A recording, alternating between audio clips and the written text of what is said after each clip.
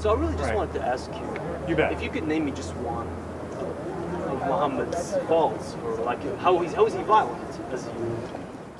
Kill the infidel, right? But the infidels are the ones who's killing you.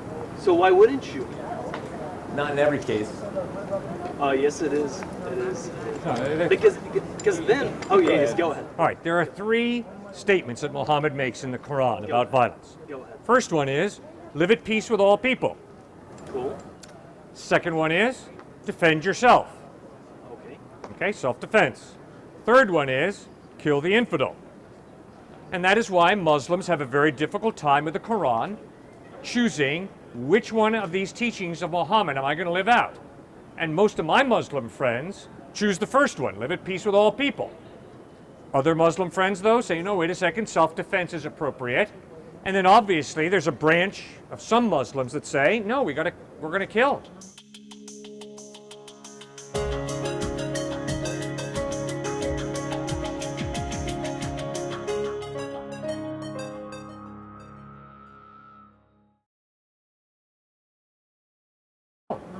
But that's in all religions, though. Like, it's very easy for you to grab a pen and you just highlight whatever you want. You just said it, KKK does it. Muslims, oh yeah, they do. They do. They highlight hitting women, and they do that. Yep. But it is very important to know that infidels, if they attack you, because other than that, there is a chapter at the very end of the Quran where it says, those who you don't believe, I don't worship, like you all have your religion and I have mine. Right. So how would you explain that in this case? Well, I would explain it as there are 3 different teachings that Muhammad gives at different points in his life. The first one is very peaceful. The second one is self-defense. But the third one is very aggressive. And the problem that my Muslim friends have is to choose which one am I supposed to follow. Jesus Christ never taught us to aggressively go after people. Yes, you can make a case for self-defense. Jesus was captured early on. Jesus would have done the same thing as all the prophets before. He would have tried to spread Christianity, which is cool. Yeah. I mean, that's what they do, right? I mean, Moses did it, and all the ones who before, like, they tried. They didn't know the concept of God yet, but they still tried to do this. Like, hey, life has more meaning.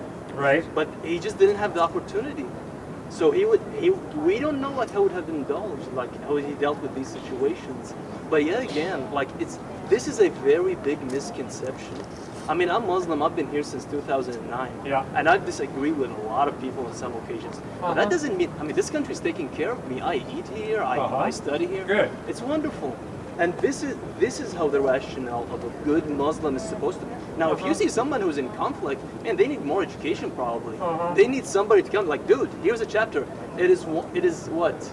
4 sentences. It's a 4-sentence chapter with the main focus of paying attention and respecting people and be treated the way you want, treat others the way you want to be treated. Yeah. So I just asked, like, it's affecting you. Know that Islam has mentioned Jesus 24 times. Yes. You're doing a wonderful job. You want to spread Christianity, you want to convince people that Jesus is there. Wonderful. Use Islam for this point. Don't attack Islam and don't mention Muhammad was violent. Don't do that. I mean, you're not going to get anywhere. Use it to upgrade your knowledge. Muslims, we recognize Jesus. He's mentioned more than Muhammad. But what makes Muhammad, what makes him special, at least in my point of view, I don't know how others believe, is that he told me to recognize each and every single one. He told me to look at him for, like, how he rebelled against. I mean, let's talk about infanticide. Let's talk about how he eliminated this. How he's the only one who eliminated slavery. None of the ones before they tried to eliminate slavery. They didn't have the power to do it. He's the one who did it. It was in his rebellion. And he could have won the world. His family owned Mecca, and he is part of his family. And yet he chose to rebel against slavery. In fact, girls, they used to take girls and bury them alive when they're babies. That's how the situation was. So all I ask of you is to simply acknowledge these beautiful things that Islam did.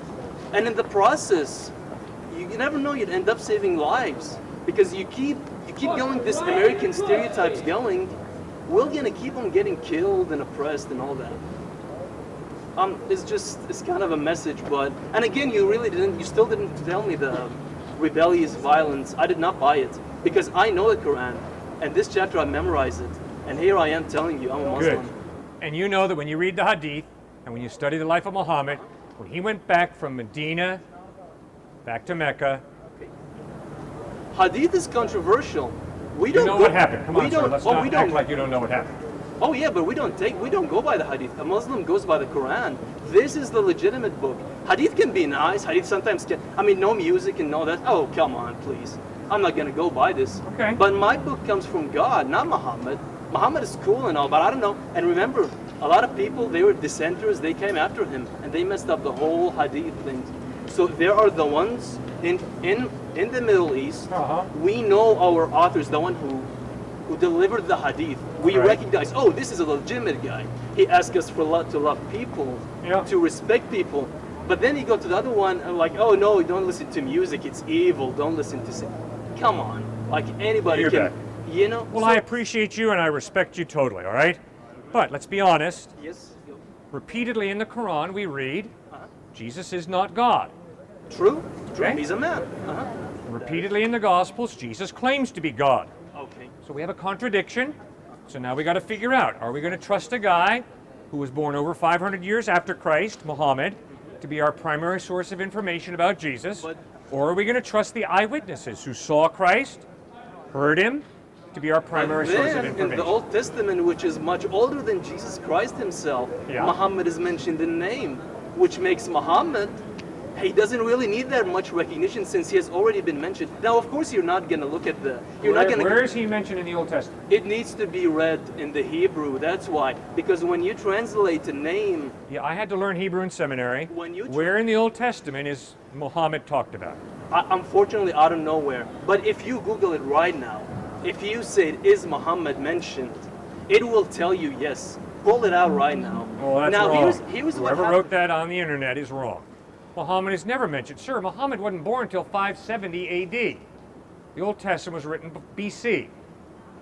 So Muhammad is not regardless. mentioned in the Old Testament. But Hagar is the slave lady. They were separated, Yeah. and God promised them in Genesis, the one that you know, that they will have their own life. That's how you're supposed to recognize Muhammad. It's from this Oh. lineage. All right. If you don't notice that, I mean, I'm sorry and all, but you do know the family tree, right? I mean, I'm hoping, because you know. No, Hagar had Ishmael. Ishmael was not Muhammad. Hagar was not Muhammad. But Muhammad is a descendant from Ishmael. All they right. they were giving the honor of defending the center Right. of the universe, the Okay. Kaaba. That's their position. Right. That's the one who's like, people don't talk about this, but you don't see what's going on.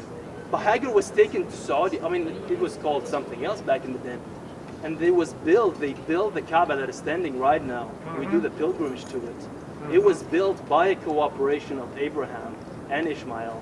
And of course, a lot of things happened during, like, idolatry started to come in, and but the Hajj process is very old, and even probably older than Judaism. The Hajj process, it was misdirected. It was until Yeah. Muhammad came in, Right. and he directed people that Hajj is supposed to be to God only. Right.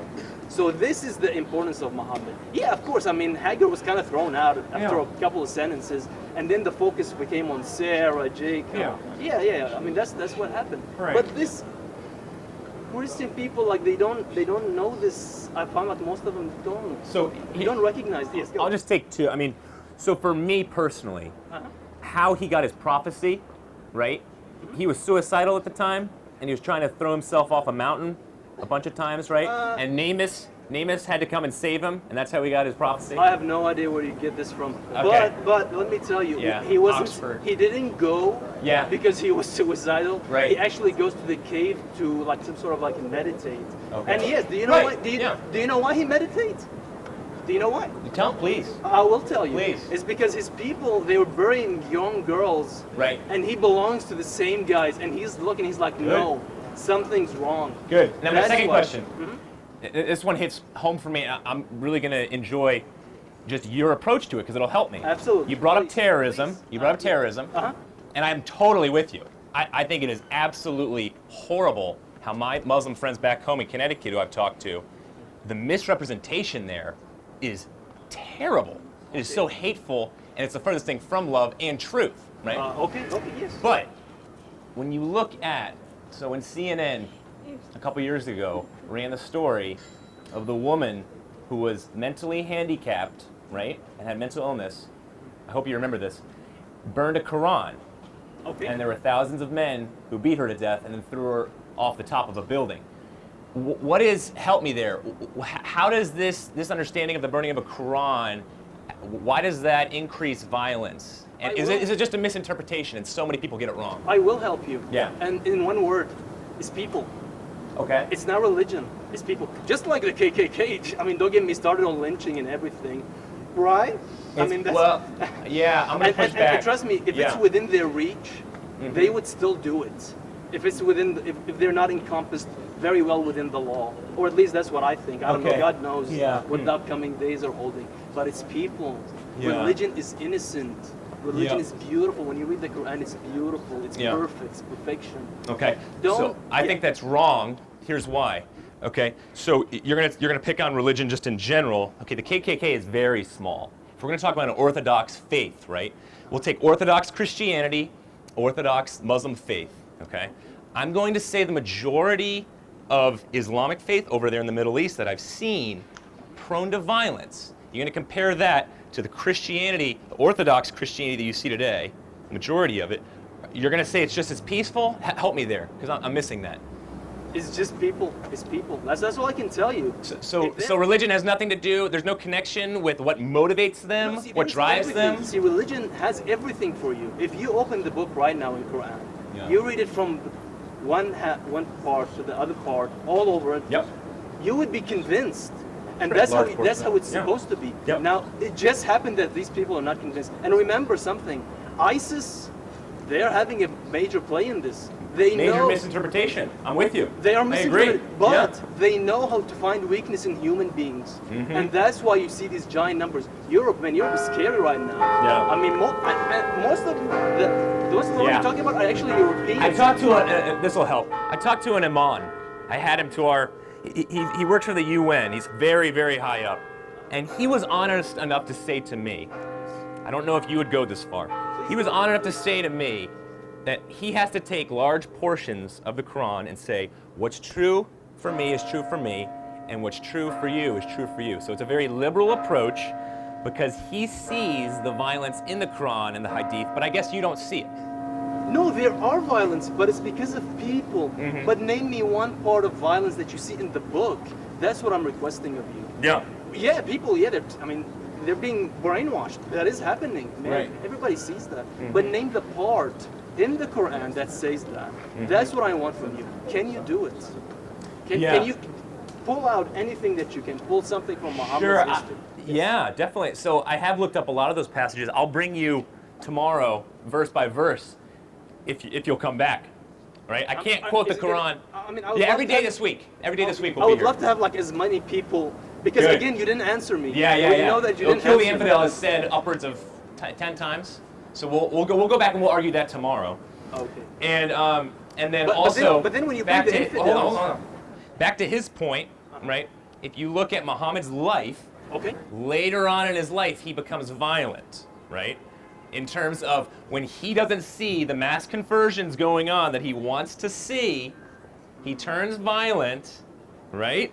And then all of a sudden you see this justice, and so you're talking about, no, kill the infidel is simply a matter of somebody saying, no, I'm going to defend myself. Kill the infidel is just in the matter of defense. Okay, if you're being honest, can you be honest with me? That's not true. Okay, good. But here's what happens. Well, he did not kill this way. But here's what he invented, or at least the Islamic invented at the time. It's called the law of Jizya. This is a law that is the very first time it was used under the Islamic rule, in which people, if they're Christians, if they're Jews, they would pay a very minimal amount when they would keep their practice. Muslims, they are under the protection of Muslims. They're not touched by anything. They're under protection. This was never been used. Roman Empire, if you don't follow them, you probably know what's going to happen. All of them, Assyrians, you name it. It was Islam who came up with this law. And of course the Ottoman Empire, they used it again. They actually they sent ships around Europe. But it's merciful. Don't you dare tell me it's not merciful. When in times and harsh like these, you would pay something so minimal, and you would keep your religion and your practice, and you have an army of Muslims that protects you. Can you tell me this is not mercy? In times like these, and how the empires have operated for ages. Mercy, not love. Yes, mercy. So, and that's the biggest difference. That's why I love so much of what the Quran and Islam stands for. There is a lot of mercy. But, so I'm simply comparing the two. Okay, go ahead. The Christian faith is all about love. The Islamic faith is way more about mercy. But we can never go to the point of love with the Islamic faith, right? Why not? Okay, tell me, how can we? Is Allah a God of love? Yes, why not? Please. I've just never been told that. I simply know it's submission and mercy. Man, I don't know what kind of Muslims you've been talking about, man. I'm sorry. Of course he is. We are inspired. I mean, Jesus is wonderful. I'm not here to try to convert people or anything. I mean, Quran is inspired. Why aren't you here to convert people? Because Islam is already the #1 conversion rate. I mean, let me... Okay, so there's 2.5 billion Christians, 1.7 billion conversion. Muslims. I'm not saying there are more. So you don't need to convert. So what's the point of converting? Can we get at that? It's true. This is true. I mean, if you personally, would you rather find someone that is atheist, or would you find like someone Muslim? But atheist. then again, my main request. It doesn't really matter to me. Yeah. Keep See, going. it doesn't, because you probably look at it the same, and I want to change that. So you're saying Muslims are better than atheists? I'm not. I'm just saying. You just said that. No. What did you say? I mean, Islam is. I mean, you're a man of the book, right? And if you don't recognize Islam as one of the people of the book, I'm sorry for you. I honestly am. Because what is the part that made you say that God is not love? Tell me. What do you mean you didn't see it? And yet you propose that, you say you know a lot of Muslims. Allah. It's all about submission. Submit to Allah's will. He's a God of mercy. Aren't you submitting to Jesus? Certainly. But what is Jesus? Jesus gave his life for us on a cross. Okay, so now we're getting to love and grace. I love it. Here we go. Okay, yes, go ahead. So Jesus Christ and the Christian message is all about love and grace. And you see that with the cross, clearly. Okay, the Islamic faith, along with the Buddhist faith and many others, you're going to see, whether it's karma, whether it's it's all works righteousness based. It's how good of a person are you, correct? That's both of us. Beautiful. No, okay. it's not both of us. Careful. Islam is not, so far you're saying Islam Absolutely is not. Okay. And here's why I'm going to, and I want to get into the emotional here. It's enough just intellectual. I'm going to get into the emotional here, and here's why. If we simply live our lives, even if it's our religions, based off of, what can I do to get to heaven? Can I be a better person? That is just the same. It's in the same area of, okay, I'm going to be a better business. It's the same competitive drive. I'm going to be a better businessman than you. I'm going to be a better lawyer than you, right? The cross of Christ comes in, strips that underneath, right, cuts it right off at the knees and says, no, hold on here. Jesus did that for you. And so you're moving, and this is where the emotional comes in, you're moving from a place of, I need to do it all my own. So if my parents want me to be a great businessman, if my parents want me to be a great basketball player, and I really respect my parents, I got to live in that kind of way. And if in Islam we see this matter of, I better be this kind of a good person in this kind of competitive way, I better be that good in order to get to paradise, right? The Christian faith is different simply in the sense of you are already approved, Jesus Christ says, and so you can go out in freedom to do great works instead of having to prove your worth, prove yourself as a good person, as a good businessman. Okay? And so do you see how that's limiting as opposed to freeing? Actually, they're both based on the fact that if you're a good person, you would be in heaven, and if you're bad, I mean, what are you going to tell me the cross will save you? It will save like Hitler and versus just an average, Muslim that is okay and safe. They're going to receive different treatment.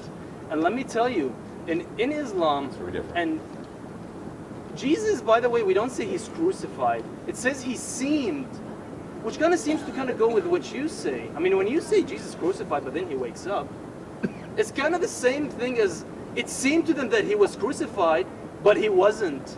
They're kind of the same sentence if you think about it. And that's what the Quran says. So, dude, Jesus is legit in the Quran. I can tell you things that even the Bible doesn't have. I can tell you stories about Jesus that you don't know. That's what the Quran has. Yeah, what's one? What's one? Yeah. Is that the fact that he he made an animal like a bird Yeah. out of the clay. Of course, all the other ones are mentioned. Treating the leprous, the blind, all those are mentioned. Yeah. His mother is mentioned. She has her own chapter. Jesus is mentioned. He has his own chapter. He made an animal out of clay? What was Yeah. the significance of that? It's like the significance of treating the leprous and raising the dead is the same concept. That's exactly. It's to prove that people. No, he I is- would say that's to reverse what we see with entropy, with our fallen human world, depravity, all of his miracles, whether it's with the lepers, the poor, the blind man, all of those are simply to reverse what we have here on earth, right? We So have there- sinfulness, fallenness. Turning a bird into a piece of clay, no, there would be no purpose for Jesus to do that in that sense, right? Why If not? we're talking about the miraculous. Why not? I mean, Moses threw his stick and ate snakes, all the snakes. Are you gonna tell me that doesn't have like a significance? Yeah. Why this doesn't? That was, again, there was purpose to that. What's the purpose to your little clay animation? What is the solution to America's problems? I am convinced it's not the conservative agenda, it's not the liberal agenda. Rather, the solution to America's problems is Jesus Christ. What does that mean? No politician, no legislative body can change your heart, can change your character. That takes God. That takes Christ. And one of the ways that Jesus wants to change America, change all societies, all cultures, is by building stronger families. A strong family is based on a marriage that's healthy and parenting that is good. A healthy marriage comes when both spouses are allowing God, allowing Christ to meet their deepest emotional, spiritual, and psychological needs. If you think that your spouse can meet your deepest needs, you're sadly mistaken. If I think that my spouse can meet my deepest emotional, spiritual, and psychological needs, I am sadly mistaken. It is not fair to depend upon one spouse to meet the deepest needs of your life. It ain't going to happen. Our spouses are tremendous gifts from God, but they're not God. And if they're placed in the number one spot in your life or in my life, that will lead to keen disappointment, frustration, and stress. An African proverb puts it well when it says, "When the elephants fight, the grass is crushed. When mom and dad fight, children are crushed, hurt deeply."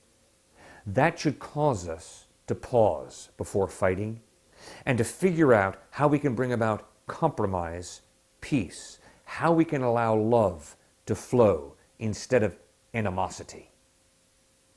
What a challenge it is to build strong families, especially in light of the fact that opposites attract. I'll never forget coaching soccer for kindergartners. My son was on the team, and he was one of the aggressive children who ran after the ball, tried as hard as he could to kick it into the goal. He was joined by many young ladies, girls, and young men, boys, in that endeavor. But my defense had a problem. The boys and girls on defense liked to sit down on the lawn, on the grass, and find four-leaf clovers. It almost made me pull my hair out, as the offense of the other team would come breathing down on them, and they'd be sitting there looking for four-leaf clovers. Many of us are very spontaneous, very laid back, very chill. Others of us are aggressive, hard-driving, type A personalities. When you put those two together, wow, that can lead to some real misunderstanding and stress and pressure and disagreement. So a good marriage is comprised of two people who are willing to accept each other the way we are. We're willing to bear with each other, which means to give the other person space to be different and unique. We're to be patient with each other and to cut each other slack, and we are to forgive each other, which means to absorb the pain and not lash back in revenge. Yes, that is the quality of love. A love that accepts, a love that bears, a love that's patient, a love that forgives. That's the quality of love that Christ wants to use to glue our marriages solidly together. Recently, my oldest son asked me, "Dad, what was the most important lesson that Grandpa and Grandma taught you?" I thought a moment and responded rather quickly. Dad had a passionate love for Christ. Dad understood that God loved him more than anybody else in the whole universe loved him. And because of that, Dad responded to God's love. Grandpa responded to God's love with a passionate love. And he modeled that for his 6 children, and he taught us to love Jesus more than anyone. And that's exactly what Jesus said is the purpose of life. To love God with your heart, soul, mind, and strength, and to love your neighbor as yourself. And Mom, your grandma, Robert, well, she taught us an accurate definition of success. She played 5 sports in college. She was quite the athlete. She served as a nurse at Columbia Presbyterian Hospital in New York City. She had an amazing intellect and incredibly athletic body. But she was wise enough and committed enough to Christ to understand the true definition of success, which is not to be number 1 athletically, and it's not to have the highest GPA in school. Instead, success is faithfulness. Faithfulness is taking all that God has given you and using it to serve God by serving others. Faithfulness is the peace that comes from knowing you did the best you could in that situation. Success is not measured by where you stand in the pecking order. Success is not measured by, do you have the corner office with the best view? Success is measured not by the size of your house or the cost of your car. Instead, success is living to glorify God in everything, living to serve people to the best of your ability, understanding that the real purpose of life is to love God and to love others, to move out of self-absorption into giving your life away in serving others. And that is exactly what Jesus Christ did. He gave his life away in serving others, and ultimately he sacrificed his life for you and for me as he bled and died on a cross to forgive us for our wrongdoing, to forgive us for our sin, to reconcile us to God and to give us life eternal. Have you accepted that gift? Have you asked Christ to forgive you? Have you put your faith and trust in him and received the gift of eternal life that Jesus promises to all who trust in him? Have you committed your life to living for him? And when it comes to family, to building a strong family by his grace. God bless you as you make that most important decision to trust in Jesus Christ. I'm the pastor of Grace Community Church. We meet every Sunday at 9:30 at Grace Farms, which is located at 365 Luke's Wood Road in New Canaan, Connecticut. Won't you join us this Sunday for our 9:30 service? Thanks for spending these few minutes with us. Have a great day.